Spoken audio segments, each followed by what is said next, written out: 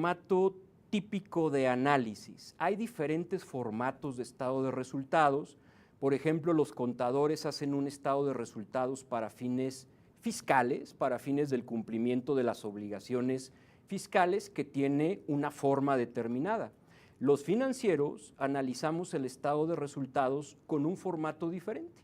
Y este es el formato que nosotros proponemos desde ICE México para poder llevar a cabo la administración del análisis del estado de resultados. Es un formato que parte desde las ventas que logra la empresa. A las ventas le restamos el costo de aquello que vendimos. Todo aquello que vendemos, sea un producto o sea un servicio, a la empresa le cuesta producirlo, le cuesta llevarlo a cabo. Así que a los ingresos que obtenemos le restamos aquello que nos costó producir, aquello que vendemos, y obtenemos el primero de 5 niveles de utilidad que medimos en un estado de resultados con fines de análisis financiero. Es la utilidad bruta, que es la diferencia justamente entre las ventas y el costo de lo vendido. A la utilidad bruta, que es nuestro primer concepto de utilidad, restamos aquellos gastos a los cuales la empresa tuvo que incurrir para poder operar su negocio. Y los solemos separar en variables y fijos. Para un contador, típicamente, la clasificación relevante es separar los gastos en gastos de administración y gastos de venta. Desde el punto de vista financiero, no. Desde el punto de vista de las finanzas, lo relevante es separar los gastos en variables y fijos. ¿Cuál es la característica de los gastos variables? Es que son aquellos que están íntimamente relacionados con las ventas. Es decir, que la empresa tuvo que incurrir en esos gastos para poder haber vendido lo que en el estado de resultados aparece en el primer renglón, que es justamente los ingresos y las ventas. El ejemplo típico de un gasto variable, las comisiones sobre ventas. Cuando la empresa vende, pues gasta entonces en comisiones a sus vendedores. Pero si la empresa no vende, pues entonces no hay gasto. Es decir, los gastos variables son aquellos que se van moviendo al ritmo al cual se van moviendo las ventas, a diferencia de los gastos fijos. Los gastos fijos son aquellos que se observan independientemente del nivel de las ventas. Venda o no venda la empresa, los gastos fijos se habrán de observar en el mismo nivel. Cuando a la utilidad bruta restamos los gastos variables y los gastos fijos, calculamos el segundo nivel de utilidad, que es la famosa EBITDA o EBITDA. Son siglas en inglés. En español la EBITDA es la UAFIDA, aunque casi nadie la menciona por sus letras o sus siglas en español. Más bien, prácticamente en el mundo de las finanzas siempre hablamos de la EBITDA, que son siglas en inglés: earnings, utilidades; before, antes; interest, utilidades antes de descontar intereses; taxas, utilidades antes de descontar impuestos; depreciations and amortizations, antes de descontar depreciaciones y amortizaciones, un concepto del cual voy a hablar en un momento más. Es decir, la EBITDA es la utilidad que la empresa ha logrado antes de descontar los intereses que paga, los impuestos que paga y los conceptos de depreciación y amortización. La EBITDA es una métrica muy financiera, un estado de resultados contable nunca o casi nunca la va a contener, pero financieramente es muy importante su cálculo porque nos permite generar una aproximación de la cantidad de flujo de efectivo que una empresa logra en sus operaciones, la cantidad de cash que la empresa logró retener después de haber solventado el costo de lo que vendió y los gastos a los que la empresa tuvo que incurrir en su operación.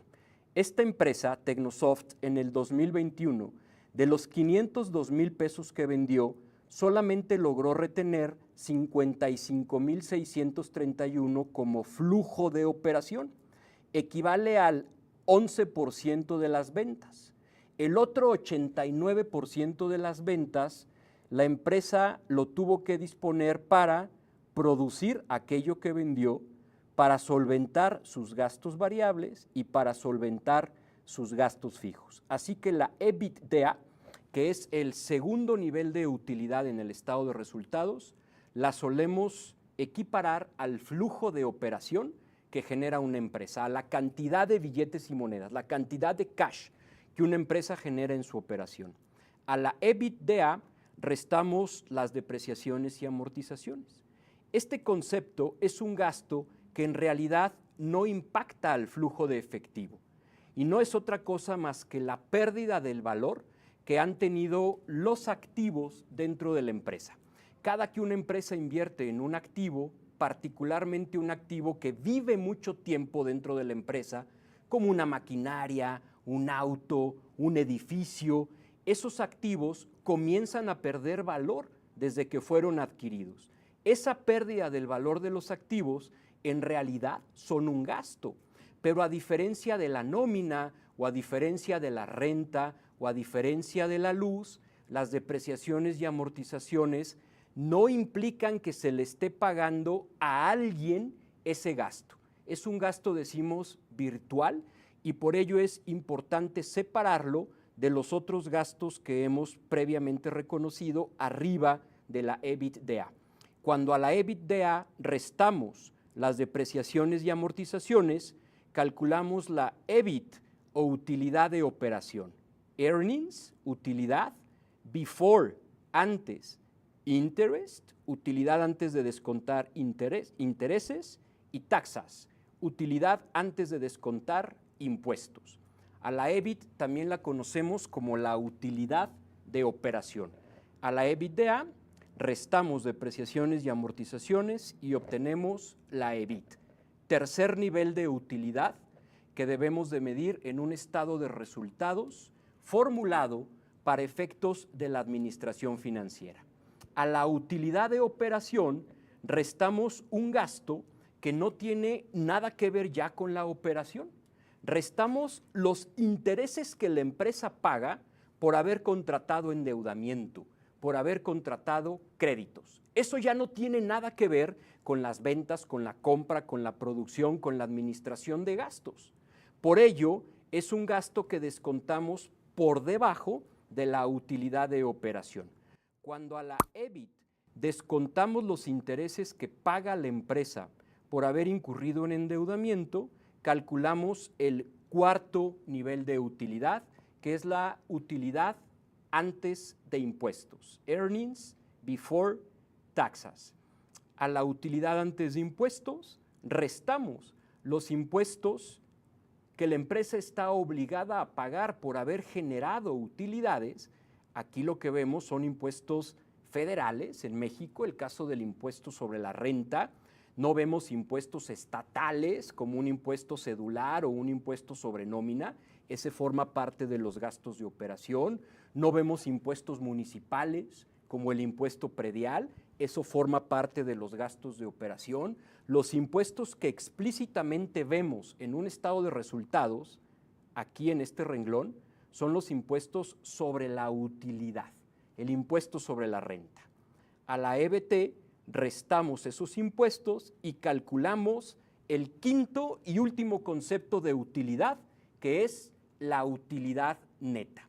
Finalmente, de todo lo que la empresa vendió, ¿qué proporción logramos retener para entregársela al accionista? A los accionistas de una empresa, a los dueños de una empresa, no les pertenecen las ventas netas, ni siquiera les pertenece la utilidad bruta o la EBITDA o la EBIT, no les pertenece la EBT. Lo único que le pertenece al dueño de una empresa es la utilidad neta, una proporción de las ventas que la empresa logró retener después de haber solventado todos los conceptos de costos, de gastos e incluso después de haber solventado el cumplimiento de sus obligaciones fiscales. Muy bien, vamos a regresar a las láminas para platicarles cómo calculamos la primera herramienta básica de análisis